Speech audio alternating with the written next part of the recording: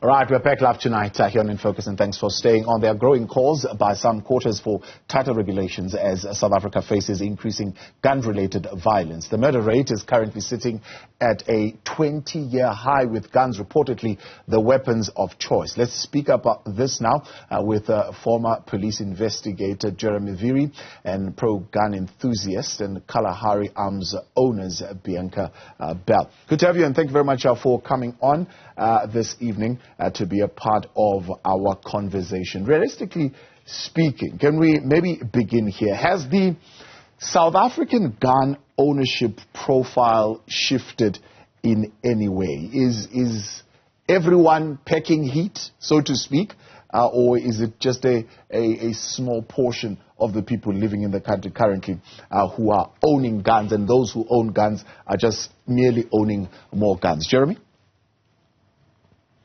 Yes, I think the ownership patterns have shifted since 1994. As you know, more people, especially in the middle class sections of the black community, and by black I mean everybody, Indian, whoever, colored as some people call them, inclusive. And then it opened up the market, especially among those who can afford it, the more middle class and upwardly mobile, to own guns. So it has definitely, the profile has changed from your predominantly white ownership patterns in statistics to a lot of black ownership of firearms. Yeah.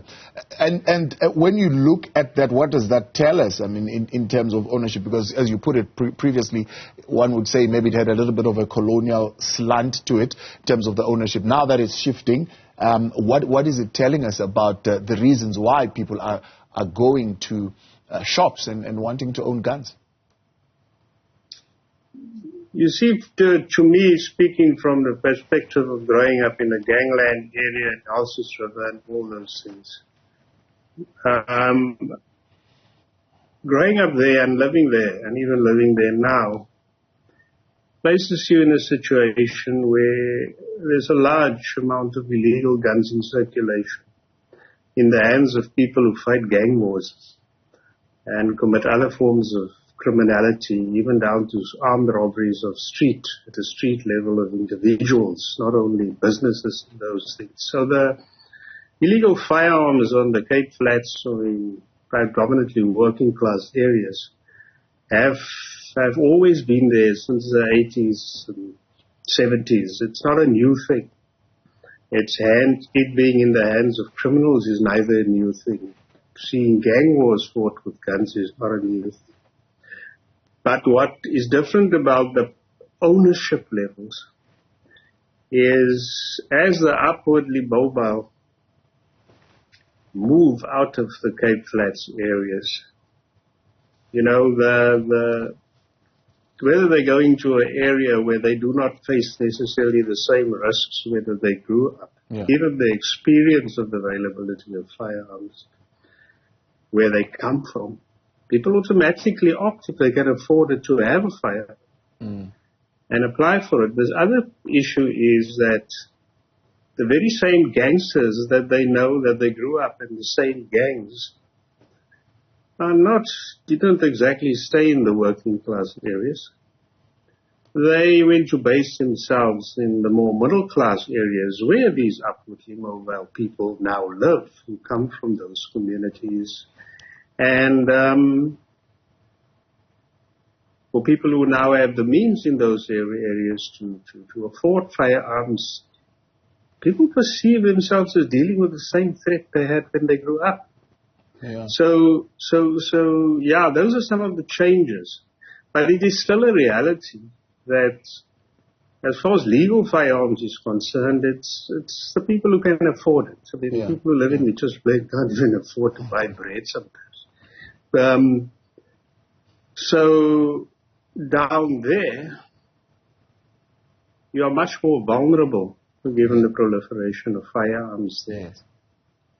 And it is a totally different situation there. Yeah, let's bring Bianca to that conversation a little bit. And the way people relate to firearms are entirely different in different places. Yeah, indeed. And I'll get a little bit more on that. 2.7 million, if we look at the 2021 numbers, legal gun owners, 4.5 million licensed guns in the country. It's 8% of the adult population, really, that is having guns in the country. And one would say, looking at those numbers, it does not necessarily mean that a majority of the South Africans have got guns and therefore have got a perceived protection, so to speak, in terms of gun ownership. No, I think that's very much the case. I think with a large majority of people in this country who are starting to feel that as the crime rates are rising and there is less and less support from government with regards to enabling the police to police more effectively, that people are taking their home security and their family security and their self-defense into their own hands. These are people that are going out and abiding by the law, doing their competency training, coming into the stores and having a look at seeing what firearm is going to meet their requirements, and train with their firearms, because this is not something that you develop a skill with overnight. This is something that you actually have to work on. And there are a lot of hoops that need to be jumped through these days. And lawful firearm owners are jumping through all those hoops to make sure that they can defend themselves and their loved ones. Yeah. Is that just anecdotal, or do you have science for that? Are there scientific numbers you can give us where you have countries with as many guns as we have in South Africa, where people are saying, well, we see less crime, we're able to protect ourselves? Well, take Switzerland, for instance. Every firearm in the house, every adult in the home has a firearm issued to them when they finish doing their national service, and their crime rates are almost non-existent. In the UK, you can license a shotgun, and they don't have huge amounts of people dying at the hands of shotguns. It comes down to the ability for the lawful firearm owners to be allowed to defend themselves and the criminal aspect to be policed. And I think that's where the problem comes into it. Everyone seems to assume that lawful firearm owners are let's call it the reason that there are firearms out and about in the world. But as the guest said previously, firearms have been in criminal hands since the 70s. Yeah. This is not a new thing. They've always been around, and this is something that needs to be monitored as opposed to monitoring the lawful firearm owners. Yeah.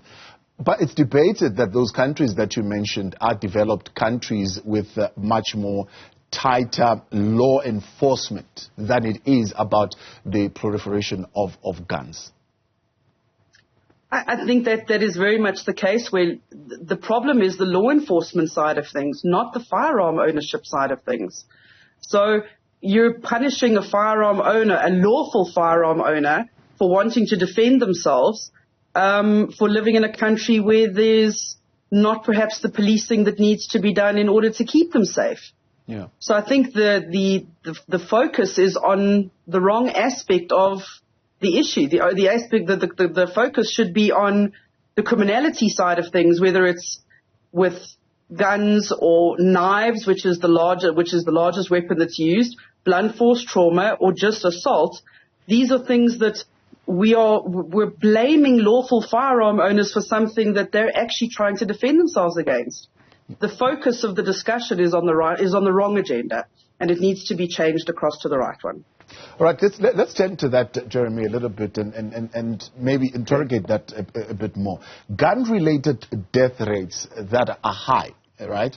Would they be in any way lowered with more gun ownership, in your view? Let me, from a starting point, because I must qualify my view from the perspective. Look, I am a militarist. I'm a trained soldier. I've been in very specialized environments where firearms are used that requires consistent training till it goes out of your ears. So from that point of view, I've been with colleagues who made mistakes despite all the best training in the world. I've trained with the SAS in previous years and other parts internationally, countries internationally. So I'm fully aware that the responsibility of having a firearm and consistently being able to manage it and qualify yourself to still continue to management is an arduous task that involves intensive training, not only physically, but mentally. Physically, you can be perfectly competent and do all you want, but some of us get old, we get high blood pressure when we're at a certain age. Some of us get much more aggressive. Some of us try to prove ourselves when we go through midlife crises. And there is really a need, like in other countries, particularly in the UK, where constant assessment is the yardstick that is used to constantly determine whether you are a responsible person to handle a particular firearm or competent enough. Now, so I look at it from that point of view, firstly. One, we're not going to eliminate guns in the world. Let's forget about that. But we have a responsibility to ensure that the people who have those guns are constantly tested and are capable of handling them, of acting with them responsibility like they were in the beginning when they went through a competency test. And it's a lifelong. I want to mention an example, for example. You know, it was at Limpopo where, what's the famous artist, the pensioner, she was in her 80s. The people walked in, they took a revolver, she wasn't even more capable of handling it anymore. And this woman, well, they took it and they had left. So, but she got that firearm license when she was sometime in her 40s. Now she's in her 80s, she was half blind. So we really need to look at some aspects of our legislation in terms of tightening consistent testing. That is the one. The second thing is, guns are not only about self-defense. You know, I want to, in the hunting terrain, and I have nothing against hunting, I want to mention another consideration here. You know, the state of California, at one stage one needed to cull all the bald-headed eagles because they're really changing the ecological balance in some of the national parks. So they threw out it open to hunters to go and hunt these things. Good reason, made sense ecologically to do that.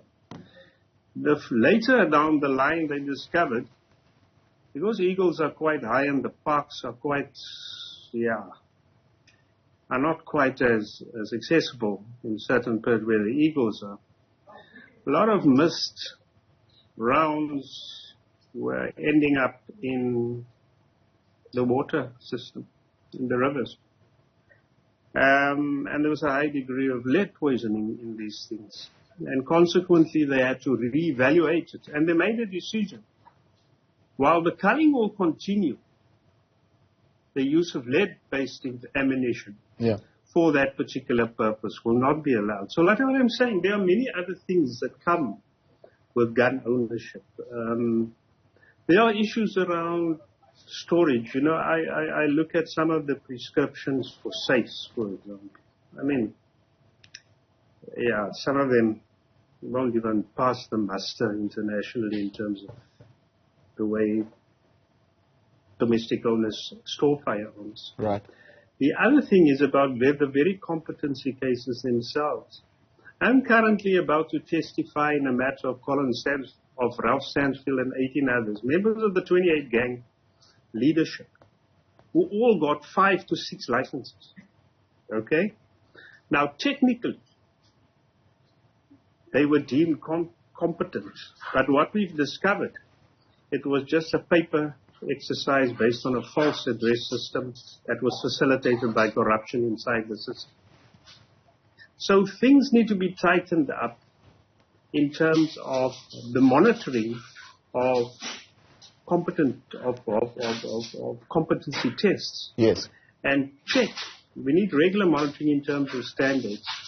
The other thing is around ammunition, my experience. You know, the very 28 gangs, by virtue of having sports licenses, you know, have purchased large amounts of ammunition from various dealers for which there is no transversal database that is monitoring. And that has been the consequence of us in the 90s, since they got licenses, picking up new information, new shells that clearly come from recently purchased ammunition that could not be monitored, that could not be controlled. So there are things that have to be tightened. It's one thing to say the police must be there to do their job, but let's face it, all the firearms acts in this country right back to 1969 failed when it came to these things. All right, back with you tonight. Let's take this further in conversation with former police investigator Jeremy Vearey and pro-gun enthusiast Bianca Bell. Bianca, let's come to those issues there raised by Jeremy. I think three areas: the area of competence, the area of limits to ammunition, and the area maybe by and large of reason for use that needs to be interrogated a little bit more and made a little bit tighter as far as the act is concerned. Well, I think that the points that you brought up are ones that do need to be addressed. The first one with regards to competency is the state are putting more and more, let's call it legislation into place, or not, they're enforcing more the legislation that if you do a firearm competency, you have to do a renewal of your competency at the same time. And that's not just a paper trail renewal. You also, because your licenses last 5 years, every 10 years you have to go and redo a competency assessment. So at the end of the day, we are putting more, or the police are putting more and more items into place to ensure that you don't have problems like that lady who had an old green license, which was valid for until the day she died, and there was no form of checks and balances to make sure that she was competent for it. And the new legislation that's in place with the white licensing is exactly that. It ensures that people are constantly being evaluated, being checked up on. If you have a sporting license, which is 10 years, you have to adhere to certain rules and regulations with regards to the amount of times that you have to shoot every year. And you have to have a number of targets that are submitted to your organization who are lawfully bound to stand surety effectively for your licensing to say that you are hitting 70% on all of your targets that you are submitting. And they're being signed off at the places where you're going and doing your sporting events. So it's not like it used to be with the old green licenses where there was no control. You were issued a license at the age of 20, and by the time you hit 60, you haven't touched your gun. That's no longer the case. You have to meet criteria that help assess and make sure that you are physically, mentally, and in a lot of cases emotionally prepared to either use the firearm or continue with your sport or hunting or whatever it is. The second part of the discussion was with regards to the ammunition and the quantities that come into play. I think that, as everybody knows, if you have a self-defense license, you are limited to 200 rounds. And if the gun shops adhere to the rules and regulations, that they will not issue more than 200 rounds to a person. So if they're going to be stockpiling at home and taking in more ammunition, they are breaking the law. So if you want to be able to maintain a higher volume of ammunition for your sporting purposes or hunting purposes, you have to adhere to different forms of licensing, like your Section 15, which is occasional hunting and occasional sport, or dedicated status, which is your Section 16 license, where you have to jump through a lot of hoops to get those dedicated status qualifications to be able to be shown to have effectively your advanced drivers for owning a firearm in the ability to own more firearms and have more ammunition. And you have now a system in place where there is a record of what you're using it for. I think that's the question a very important part. that's arising from Jeremy is the ability of gun shops to be able to monitor that. Are they able themselves as gun shops to keep a record in a database of who has got their 200 rounds and what has happened to those rounds and whether those people are at a point where they can be given more rounds? So what you're asking is two different questions. The first one was, do the gun shops monitor who's bought what rounds? Yes. Every gun shop has a register in it, and you have to provide your lawful license in the category and the caliber of the firearm that you're buying, the ammo that you're buying meets the caliber on the license. And dependent on which license you have, you can only buy a maximum of what that license allows. The South African police come through and do inspections on those books once a month or once every 2 months and come and monitor and see, well, if you've got the same guy arriving every second day and buying X amount of rounds, it is not the shop's responsibility to see who's breaking the law. It is the lawmakers, the police's responsibility to see what's going on. We are a retail industry that have a moral and ethical obligation to make sure that we don't break the law and we encourage our clients not to do it, but it is the police's responsibility to make sure that those laws are sustained. Let's look at the final one then. We'll come back to Jeremy on that. Reasons for use. So, for example, in Finland, self-defense is not accepted, I believe, as a reason for use of a firearm. So you need to give a little bit more detail as to why you want to own a firearm. Is South Africa any different? Yes, very much so. So predominantly the three license applications that are used most regularly are, number one, being self-defense, which is a 5-year license. Number two is what we call an occasional sport license. So that will allow you to be able to own more than one firearm to partake in sport on a semi-regular basis.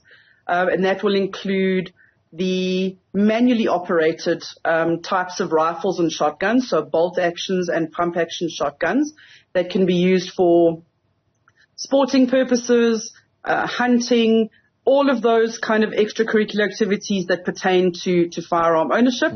And then you have the most stringent of them, which is a Section 16 license, which is a dedicated sport or dedicated hunting license, which allows you to own as many firearms effectively as your pocket will allow.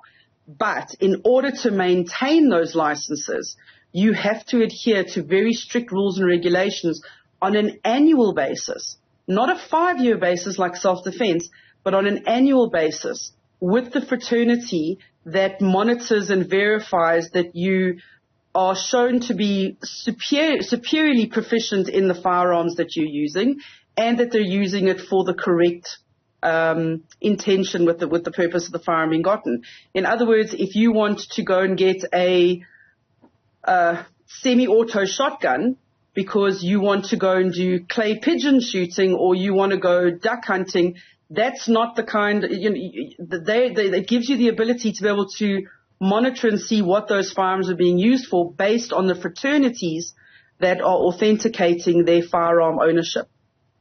All right, Jeremy, those three responses there that in fact competency levels have improved and the requirements around competency levels certainly seem to have been tightened up and have been improved in terms of when you need to renew and how stringent those processes are of renewal. And then limits of ammunition, seemingly a failure around the police themselves to monitor those registers.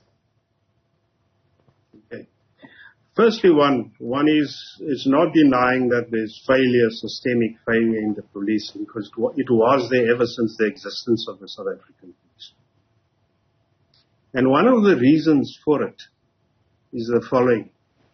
As firearms became more available in the public terrain, what ought to have happened in policing is two things.